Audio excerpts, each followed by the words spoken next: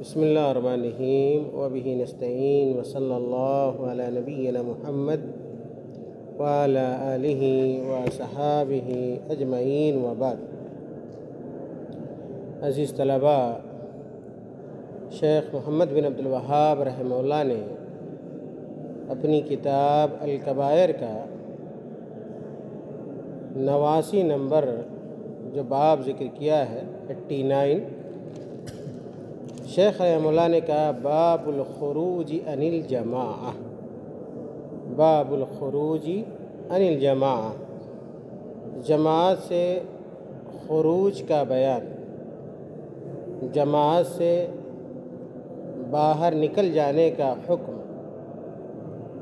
جماعت سے شذوذ اختیار کرنے کا بیان۔ آپ جو مناسب معنی سمجھیں آپ اس کو نوٹ کر سکتے ہیں۔ اس باب کے ذریعے شیخ رحمہ اللہ ہمیں اور آپ کو یہ بتلانا چاہتے ہیں کہ جماعت کے ساتھ رہنے میں خیر ہے، اجتماعیت باعث رحمت ہے، اجتماعیت طاقت اور قوت ہے، اجتماعیت فلاح و بہبودی کا راستہ ہے، اجتماعیت ترقی اور کامیابی کا راستہ ہے۔ اس کے برعکس اگر کوئی شخص اجتماعیت کے دامن کو چھوڑتا ہے، جماعت کے راستے کو ترک کرتا ہے،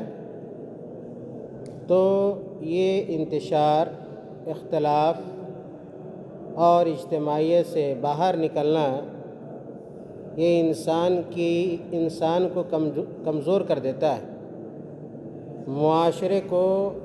کمزور کر دیتا ہے، اور دشمن کے لیے آسان ہو جاتا ہے کہ وہ اس معاشرے کو اپنے منہ کا نوالا بنا لے۔ اور آج یہی کچھ کیا ہے عالم اسلام میں بھی ہو رہا ہے کہ دنیا کے مسلمانوں کے مابین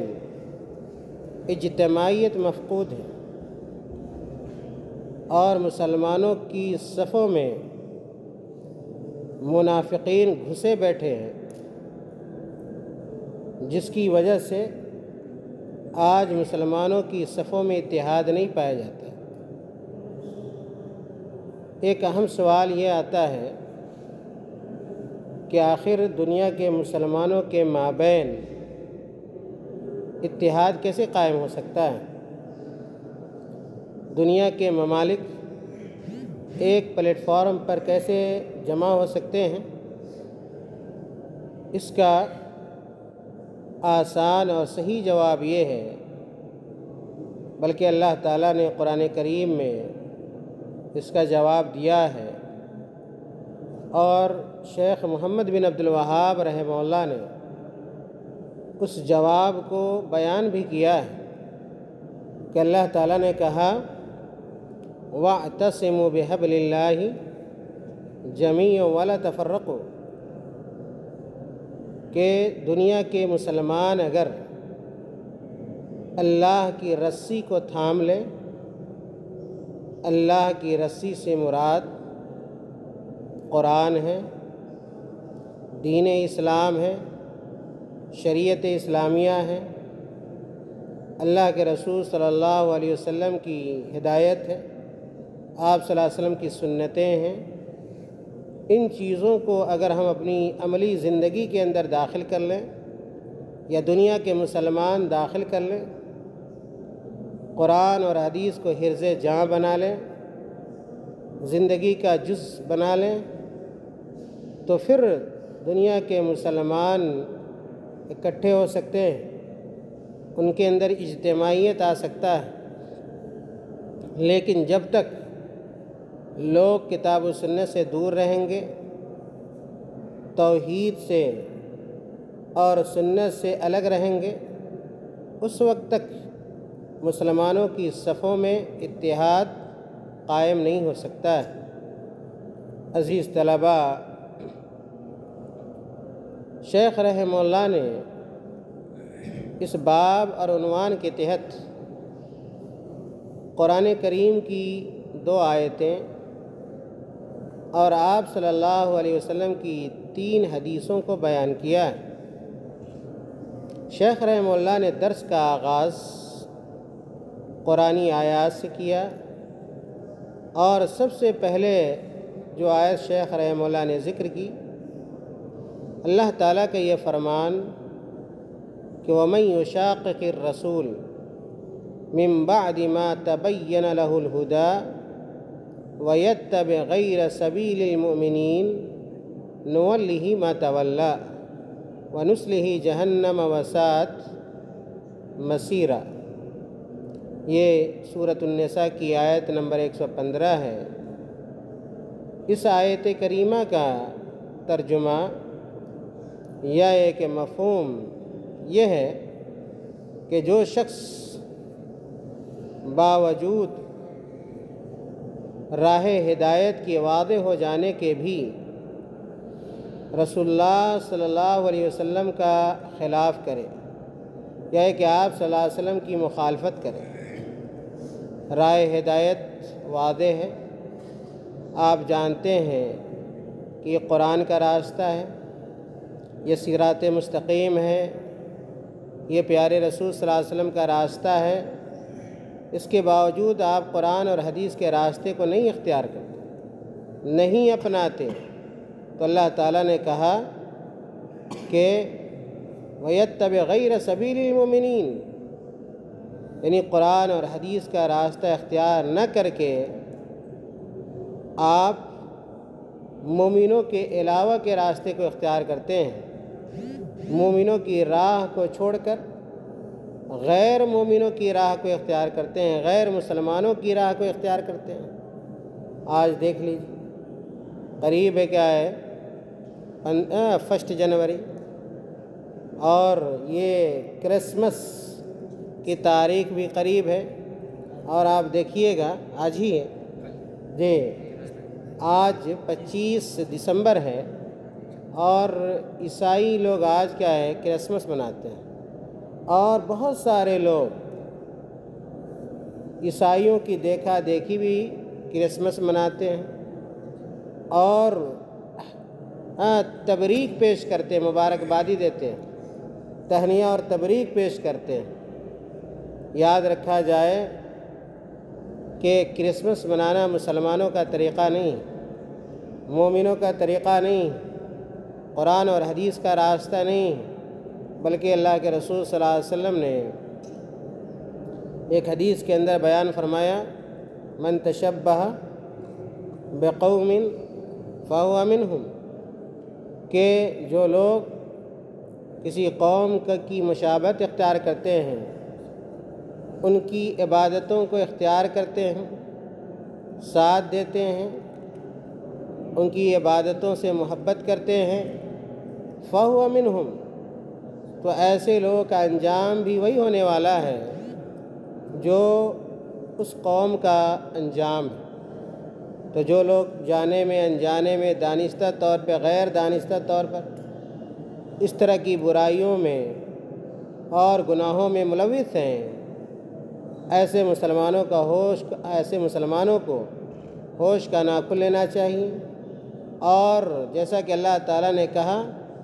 کہ مومنوں کے راستے کو اختیار کرنا چاہیے، مسلمانوں کے راستے کو اختیار کرنا چاہیے، قرآن اور حدیث کے راستے کو اختیار کرنا چاہیے، نہ کہ یہود و نصارہ کی روش کو اختیار کیا جائے،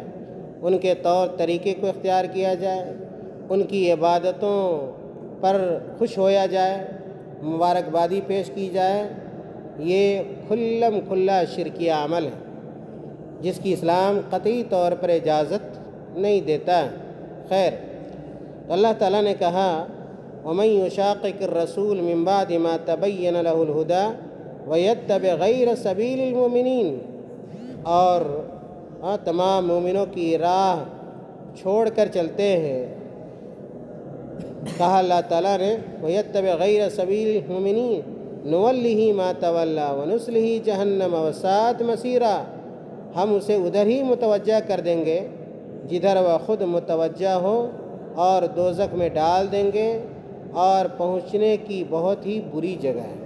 یعنی جہنم پہنچنے کے اعتبار سے، داخل ہونے کے اعتبار سے ساعت مسیرہ، بہت ہی کیا ہے، بری جگہ ہے، اچھی جگہ کوئی جہنم نہیں ہے۔ پتہ یہ چلا کہ وہ لوگ جو رسول اللہ صلی اللہ علیہ وسلم کی مخالفت کرتے ہیں، ان کی، آپ صلی اللہ علیہ وسلم کی اتباع اور پیروی نہیں کرتے اور مومنوں کے راستے کو ترک کر دیتے ہیں، چھوڑ دیتے ہیں، تو ایسے لوگ جہنم میں داخل ہونے والے ہیں۔ ایسے لوگوں کا ٹھکانہ دوزخ ہے، جہنم ہے۔ شیخ رحمہ اللہ نے دوسری جو آیت ذکر کی ہے اس کی طرح پہلے میں نے اشارہ کیا کہ اللہ تعالیٰ نے فرمایا وَاعْتَصِمُوا بِحَبْلِ اللَّهِ جَمِيعًا وَلَا تَفَرَّقُوا، کہ اللہ کی رسی کو سب مل کر مضبوط تھام لو، اللہ کی رسی کو مل کر سب مضبوط تھام لو اور پھوٹ نہ ڈالو، اختلاف نہ ڈالو۔ پتہ یہ چلا کہ مومنوں کے راستے کو اختیار نہ کرنا گویا اجتماعیت کی مخالفت کرنا ہے۔ اگر دنیا کے مومنین آپس میں اتحاد و اتفاق کے ساتھ رہتے ہیں،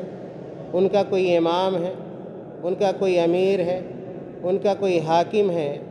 اور آپ ان کے راستے کو چھوڑ دیتے ہیں، تو گویا کیا ہے، آپ جماعت میں پھوٹ ڈالتے ہیں۔ اگر آپ اللہ رب العالمین کے رسی کو نہیں تھامتے ہیں اور تفرقہ ڈالتے ہیں، تو گویا آپ دنیا کے اندر فساد پھیلاتے ہیں، اجتماعیت کو آپ توڑتے ہیں اور اجتماعیت کے خلاف عمل انجام دیتے ہیں۔ ان دونوں آیتوں کے بعد شیخ رحمہ اللہ نے جو حدیثیں بیان کی ہیں یا ذکر کی ہیں، ان میں سے سب سے پہلی حدیث کے راوی حضرت عبداللہ ابن عباس رضی اللہ تعالی عنہما کہتے ہیں، ان ابن عباس رضی اللہ عنہما مرفوعا من کرہ من امیرہ شیئا فلیصبر، بڑی مشہور روایت ہے، صحیحین کی یہ روایت ہے۔ اللہ کے رسول صلی اللہ علیہ وسلم نے بیان فرمایا کہ من کرہ من امیرہ شیئا، کہ جو شخص اپنے امیر میں کوئی ناپسند بات دیکھے، امیر بھی انسان ہوتا ہے اور بشری تقاضے کے مطابق اس سے بھی بھول چوک ہو سکتی ہے، غلطی اور کوتاہی ہو سکتی ہے۔ ایسی صورت میں ہمیں کیا کرنا چاہیے؟ اللہ کے رسول صلی اللہ علیہ وسلم نے کہا کہ من کرہ من امیرہ شیئا فلیصبر، کہ جو شخص اپنے امیر میں کوئی ناپسند بات دیکھے، ناپسندیدہ بات دیکھے، تو صبر کرے۔ صبر کا دامن ہمیں تھامے رکھنا چاہیے، اور معمولی بات پر حاکم کے خلاف بغاوت کر دینا اور تختہ پلٹنے کی کوشش کرنا اور مسلمانوں کی اجتماعیت کو پارا پارا کرنے کی کوشش کرنا، یہ اسلام کا طریقہ نہیں، اور اسلام اس قسم کے بغاوت کی حوصلہ افزائی نہیں کرتا ہے۔ چنانچہ اللہ کے رسول صلی اللہ علیہ وسلم نے کہا فلیصبر، ایسے موقع پر آدمی کو صبر کرنا چاہیے۔ مزید آگے اللہ کے رسول صلی اللہ علیہ وسلم نے بیان فرمایا فَإِنَّهُ مَنْ خَرَجَ مِنَ السُّلْطَانِ فَإِنَّهُ مَنْ خَرَجَ مِنَ السُّلْطَانِ قِيدَ شِبْرٍ مَاتَ مِيتَةً جَاهِلِيَّةً۔ اللہ کے رسول صلی اللہ علیہ وسلم نے کہا کہ خلیفہ یا کہ حاکم کی اطاعت سے اگر کوئی بالشت بھر بھی باہر نکلا، کسی حاکم کی اطاعت سے اگر آپ معمولی بھی اگر باہر نکلتے ہیں جس کی وجہ سے اجتماعیت ختم ہوتی ہے، تو یاد رکھیے اللہ کے رسول صلی اللہ علیہ وسلم نے کہا کہ فَإِنَّهُ مَنْ خَرَجَ مِنَ السُّلْطَانِ، کہ خلیفہ کی اطاعت سے اگر کوئی بالشت بھر بھی باہر نکلا تو اس کی موت جاہلیت کی موت ہوگی۔ تو ایسا آدمی اگر مرتا ہے اس حال میں کہ وہ حاکم اور خلیفہ کی پیروی نہیں کرتا، اس کی مخالفت کرتا ہے، تو ایسے آدمی کی موت جاہلیت کی موت قرار پائے گی۔ پھر سے حدیث سنیے،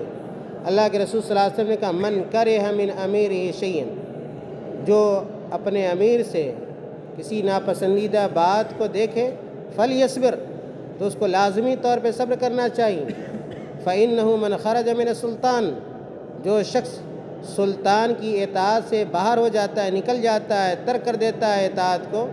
قید شبرن، ایک بالشت کے برابر۔ کیا مطلب ہے قید شبرن؟ یعنی معمولی بھی اگر وہ خروج کرتا ہے اور امیر کی اطاعت سے انکار کرتا ہے تو اللہ کے رسول صلی اللہ علیہ وسلم کا مات میتتن جاہلیتن، تو ایسے انسان کی موت جاہلیت کی موت سمجھی جائے گی یا قرار کیا دی جائے گی۔ اہل علم نے لکھا کہ یہ جاہلی موت سے مراد کیا ہے؟ مل مراد بالمیتہ الجاہلیہ، کہ جاہلیت کی موت سے مراد کیا ہے؟ اس کے 3 معنی بیان کیے گئے ہیں۔ پہلا جو معنی اہل علم نے ذکر کیا کہ حالہ الموت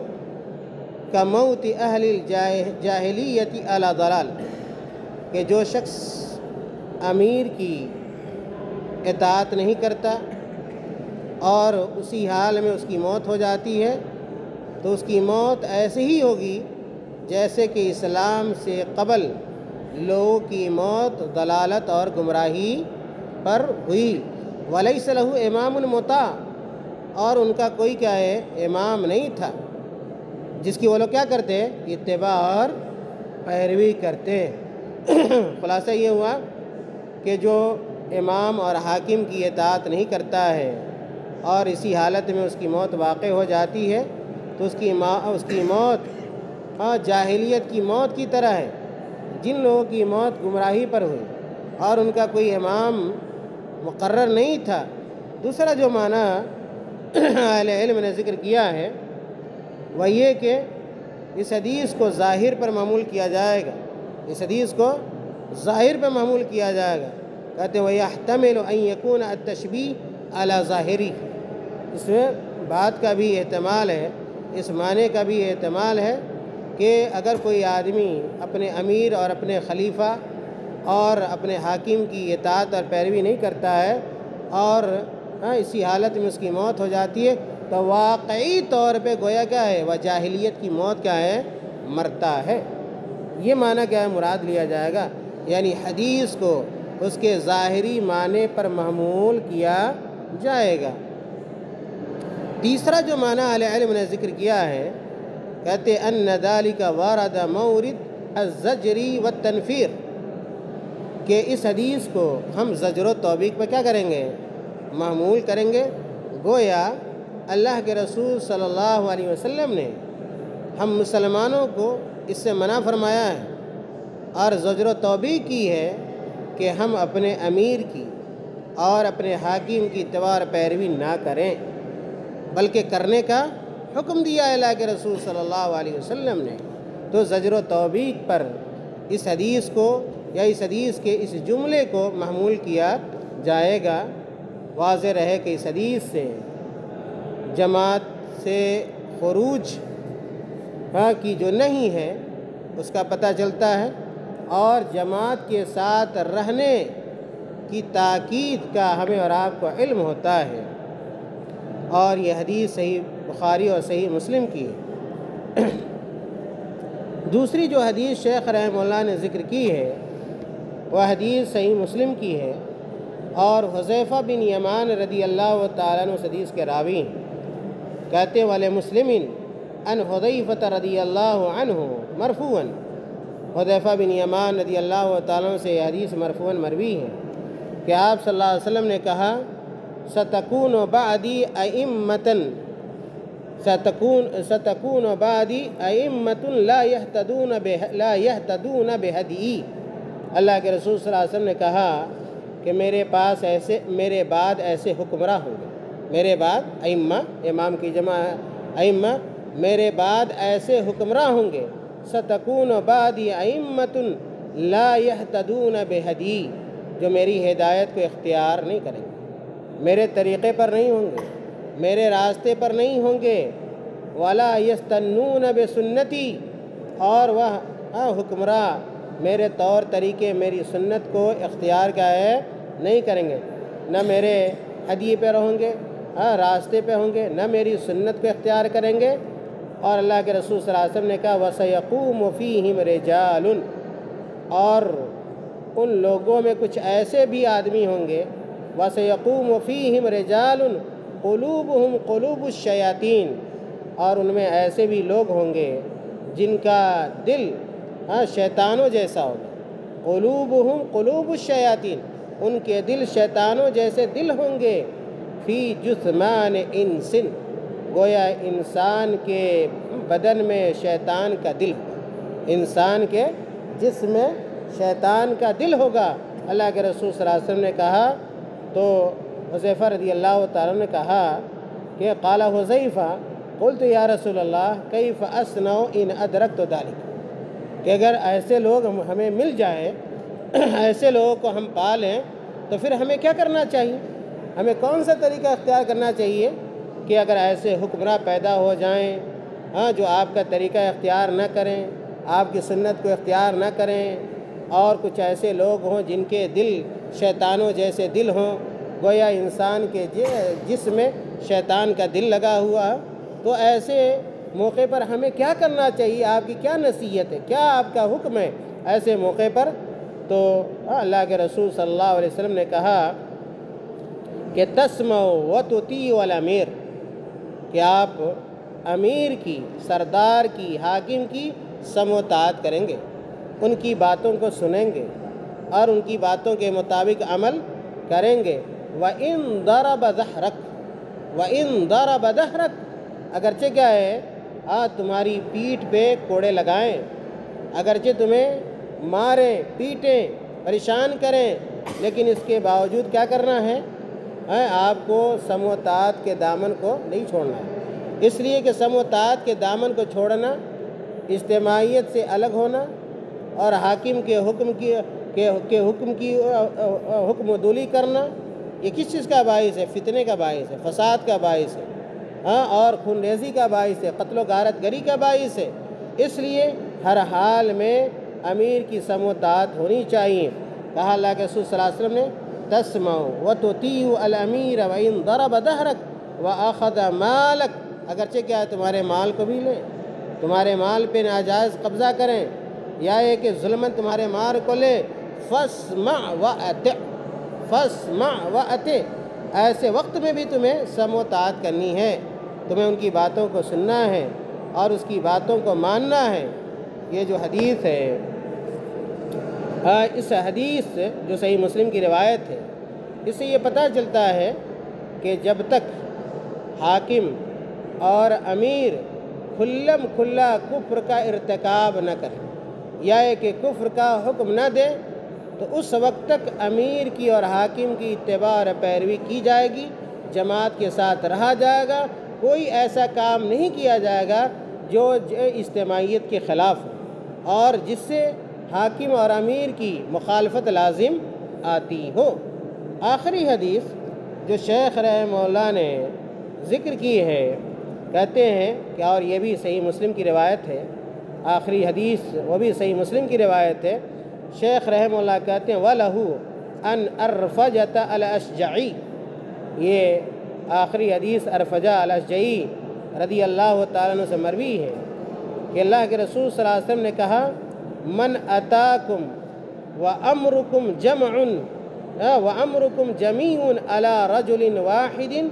یرید ان یشق عصاکم ویفرق جماعتکم فاقتلوہ۔ اللہ کے رسول صلی اللہ علیہ وسلم نے کہا کہ من اتاکم وامرکم جمیع علی رجل واحد، وامرکم جمیع علی رجل واحد۔ اس حدیث کا مفہوم اور ترجمہ یہ ہے کہ جب تمہارا نظام یعنی نظام حکومت ایک شخص کے ذمے ہو، پھر کوئی تمہارے اتحاد کی لاٹھی کو توڑنے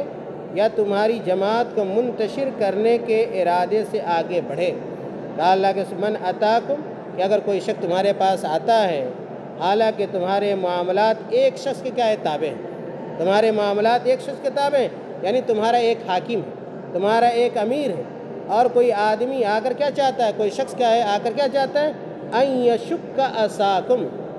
اس کا ظاہری ترجمہ کیا ہوگا، تمہاری لاٹھی کو کیا کرے، توڑے۔ کیا مطلب ہے، تمہاری اجتماعیت کو توڑے، اور